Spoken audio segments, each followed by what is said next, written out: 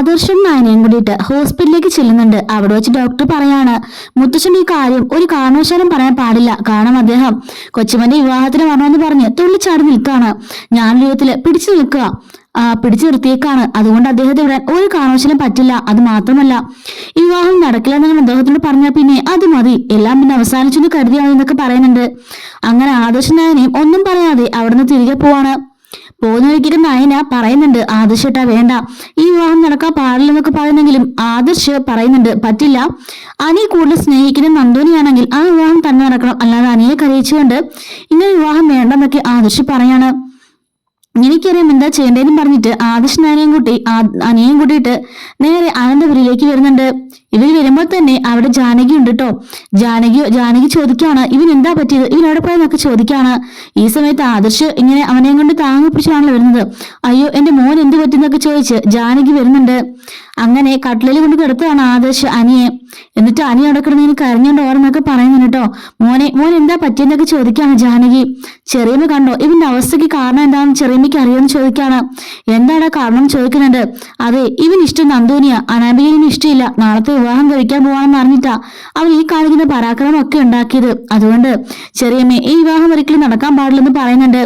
എന്താ നീ പറഞ്ഞത്, ഈ വിവാഹം നടക്കാൻ പാടില്ലെന്നോ? നാളെ രാവിലെ അനിയുടെ വിവാഹമാണ്, അവൻ നടക്കാൻ പാടില്ലെന്ന് പറഞ്ഞ എങ്ങനെ നടക്കാന്നൊക്കെ ചോദിക്കാണ് ജാനകി. ചെറിയമ്മേ, ഞാൻ ഇവനെ കാണാനില്ലാതെയാ ഇവനെ തപ്പിപ്പോയത്. റിസോർട്ടില് മദ്യപിച്ച് ഒരു ലക്കലുമില്ലാതെ കിടക്കായിരുന്നു. അവിടുന്ന് ഞാൻ കുളിപ്പിച്ചു കൊണ്ടുവന്ന ഇവനെ. ഈ ഒരു അവസ്ഥയ്ക്ക് കാരണം അവൻ അനാമികനെ ഒട്ടും ഇഷ്ടമില്ല. അവന്റെ മനസ്സിനറിയെ നന്ദു മാത്രമാണ്. നന്ദു ഇവനെ അതുപോലെ സ്നേഹിക്കുന്നുണ്ട്. അതുകൊണ്ടാ ഇവൻ ഇമ്മാതിരി കോലത്തിലായത്. ഈ ഒരു അവസ്ഥയില് നാളെ ഒരു അനാമികനെ വിവാഹം കഴിച്ചാല് എന്തായിരിക്കും അവസ്ഥ? അനാമികനെ വിവാഹം കഴിച്ചു കഴിഞ്ഞാലും അവന്റെ മനസ്സിനറിയ നന്ദു മാത്രമായിരിക്കും. അത് ചെറിയമ്മയ്ക്ക് മനസ്സിലാക്കാലോ. അതുകൊണ്ടാണ് ഞാൻ പറയുന്നത് ഈ വിവാഹം നടക്കാൻ പാടില്ല എന്ന്. ജാനകി പറയാണ്, ഈ വീട്ടിലുള്ള നിന്റെ അമ്മയും ജലജയും ബാക്കി എല്ലാവരും വെറുക്കുന്നവരാ ആ നയനയും അവളുടെ ചേച്ചിയും. അതിന്റെ കൂട്ടത്തിലേക്കാണോ നന്ദുനയോട് കൊണ്ടുവരേണ്ടത്? അവൾ പഠിച്ച കള്ളിയാ, അവൾക്ക് എല്ലാം അറിയാം എങ്ങനെയാളെ വീഴ്ത്തണമെന്ന്. അവളുടെ ചേച്ചിമാരായിരിക്കും പറഞ്ഞു കൊടുത്തത്. അവളുടെ ചേച്ചിമാരും പിന്നീട് അമ്മയുണ്ടല്ലോ അവളും കൂടെ. അങ്ങനെ മൂന്നോടെ പ്ലാൻ ചെയ്ത് അവളുടെ അനിയത്തിയും കൂടി ഇങ്ങോട്ടേക്ക് കൊണ്ടുവരാനുള്ള പക്ക പ്ലാനിങ് ആയിരുന്നൊക്കെ പറയുന്നുണ്ട്. അയ്യോ ചെറിയമ്മേ, സത്യമായിട്ടല്ല, നയന നിമിഷം പോലെ പറയുന്നുണ്ട്. എന്നോട് ഇതുവരെ നയന പറഞ്ഞിട്ടില്ലായിരുന്നു അനിയുടെയും നന്ദുവിന്റെയും കാര്യം. എങ്ങനെയെങ്കിലും അനാമികയുമായിട്ടുള്ള വിവാഹം നടക്കാനാണ് അവൾ പരിശ്രമിക്കുന്നത്. അവളോട് പറഞ്ഞു ഈ വീട്ടിലേക്ക് ഒരിക്കലും നന്ദുവിനെ കൊണ്ടുപോകാൻ സമ്മതിക്കില്ല എന്ന്. അവൾ എങ്ങനെയെങ്കിലും ഈ വിവാഹം നടത്താൻ വേണ്ടിയാണ് പരിശ്രമിക്കുന്നത്. അപ്പോഴേക്കും ജാനകി പറയാണ്, നിനക്കറിയില്ല അവളുടെ സ്വഭാവം. അവൾ പതുങ്ങിയിരുന്ന് പാലൊടുക്കുന്ന പൂച്ചയാ, എല്ലാരും അവളെ കളിപ്പിക്കും. അവള് എന്നെ പറ്റിക്കാൻ നോക്കണ്ട, ഞാൻ മനസ്സിലാക്കി. അവൾ ഇത്ര നാളും നല്ലവളാണെന്ന് ഞാൻ കരുതിയത്. പക്ഷെ ഇപ്പൊ എനിക്ക് മനസ്സിലായി അവളാണ് ഭൂലകോ കള്ളി. നവ്യാണെങ്കിൽ എന്നും വിട്ടു തുറന്ന് പറയും, പക്ഷെ ഇവൾ അങ്ങനല്ല, ഇവള് പെരും കള്ളി എന്ന് പറയുന്നുണ്ട്. എന്നിട്ട് ജാനകി പറയുന്നുണ്ട്, ഒരു കാരണവശാലും ഈ വിവാഹം മുടങ്ങാൻ പാടില്ല. അറിയാലോ നിന്റെ മുത്തശ്ശനാ വാക്ക് കൊടുത്തത്. മുത്തശ്ശന്റെ വാക്ക് കൊടുത്തല്ലോ മാറില്ല നിനക്ക് അറിയില്ലെന്ന് ചോദിക്കാണ്. പൊന്നു ചെറിയമേ, അനാമികയെ നമുക്ക് കുറച്ചു നാളത്തെ പരിചയമുള്ളൂ. അവൾ എങ്ങനത്തോളാന്ന് പോലും അറിയില്ല.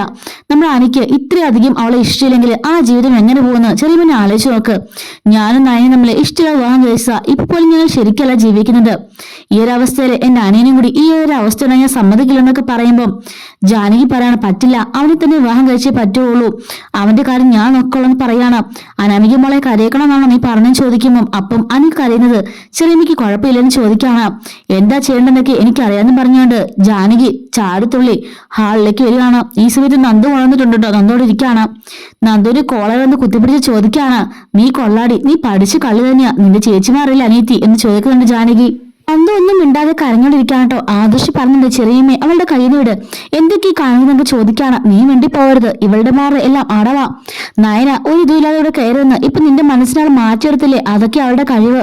അതുപോലെ തന്നെ കൈയും കാലും കാണിച്ച് എന്റെ മോനെ വശത്താക്കിയത് ഇവളാ. വലിയ വീട്ടിലെ പെൺപിള്ളാരെ മയക്കെടുക്കാൻ ഇവൾമാർക്കൊക്കെ പ്രത്യേക ഒരു കഴിവാ എന്നൊക്കെ പറയുന്നുണ്ട്. അപ്പോഴേക്കും നയന പറഞ്ഞിട്ടുണ്ട്, എന്നാ ചെറിയമ്മ ഇങ്ങനെയൊക്കെ പറഞ്ഞത്? ചെറിയമ്മയില് ഇത്ര നല്ല ഏറ്റവും കൂടുതൽ സ്നേഹിച്ചത് എന്നിട്ട് ചെറിയ നീ പറഞ്ഞാലോ? അതോടി അതിനെനിക്കിപ്പോ കുറ്റബോധമുണ്ട്. നിന്നെപ്പോലെ ഒരുത്തി ആളെ സ്നേഹിച്ചേന്ന് ഓർത്തിട്ട്. ഇപ്പൊ എനിക്ക് മനസ്സിലായി നിന്റെ അമ്മായിമ്മയും ജലജയൊക്കെ നിന്നെ എന്തുകൊണ്ടാ വെറുക്കുന്നതെന്ന്. നീ എല്ലാവരും മുമ്പിൽ നല്ലപോലെ ചമന്ന് നന്മനിറം ചമന്നൊക്കെ നീ നടക്ക എല്ലാരെയും വലവീശി പിടിക്കാനായിട്ട്. നിന്റെ അനിയത്തിനോട് കൊണ്ടുവന്നതും അവന് ചായ ഉടുപ്പിച്ചൊക്കെ ഞാൻ കണ്ടായിരുന്നു. ഫ്രണ്ടാണെന്ന് പറഞ്ഞ് ഇത്രയും കാലം പൊക്കിക്കൊണ്ട് നടന്നിട്ട് ഇപ്പൊ ലാസ്റ്റ് നിമിഷത്തിൽ അവരൊരു പ്രണയത്തിലാണ് പോലും. എന്നിട്ട് സമ്മതിച്ചു പറഞ്ഞല്ലേ, നീ ഒരുങ്ങിക്കോ, നാളെ കല്യാണത്തിനായിട്ട് നീ ഒരുങ്ങിക്കോ. കല്യാണം നടക്കുമ്പോൾ നിന്റെ മരണമായിരിക്കും. നീ കല്യാണം കഴിച്ച നന്ദുവിന്റെ കൂടെ ജീവിക്കാണെന്നുണ്ടെങ്കിൽ പിന്നെ ഞാൻ ജീവനോട് കാണില്ലെന്ന് പറഞ്ഞിട്ട് ജാനകിയോട് ദേഷ്യപ്പെട്ട് പോകുന്നുണ്ട്.